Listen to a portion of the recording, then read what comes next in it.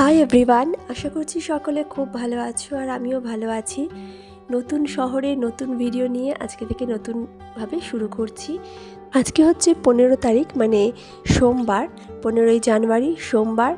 আজকে আমাদের সমস্ত লাগেজ চলে এসেছে, যা যা মালপত্র ছিল সমস্ত কিছু চলে এসেছে। তো আমরা মাসির বাড়ি থেকে এখন যেখানে আমি ভাড়া নিয়েছি রেন্টে, সেখানে যাওয়ার জন্য রাস্তায় আছি, অন দ্য ওয়ে।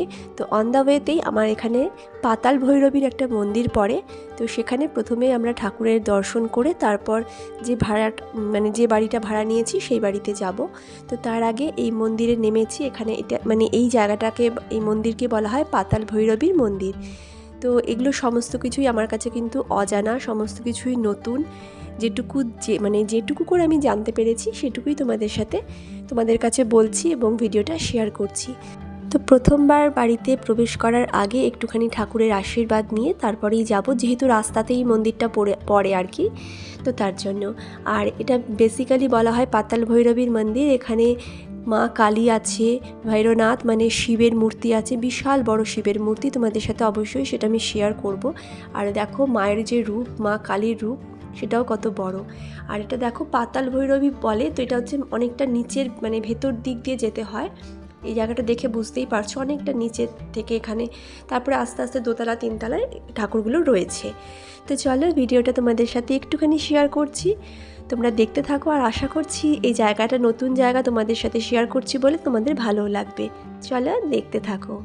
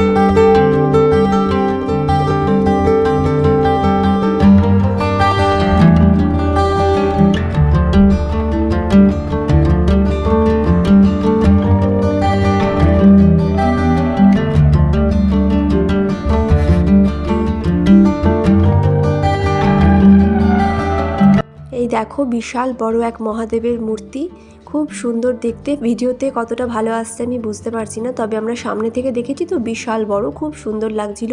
আর অ্যাটমসফিয়ারও খুব সুন্দর। তো আজকে ঘরে যাওয়ার আগে ঠাকুরের দর্শন করে ঠাকুরের আশীর্বাদ নিয়ে ঘরে প্রবেশ করব। আর তারপরে আস্তে আস্তে করে ভিডিও তোমাদের সাথে শেয়ার করার চেষ্টা করব। কিছুদিন পরই ভিডিও দিচ্ছি, এমনিও রেগুলারিটি মেনটেন করতে পারছি না কোনোভাবেই। প্লিজ তোমরা পাশে থেকো, চ্যানেলটাকে সাপোর্ট করো। তো আজকের ভিডিওটা কেমন লাগলো আর নতুন জায়গাটা কেমন লাগলো অবশ্যই কিন্তু আমাকে কমেন্ট করে জানিও।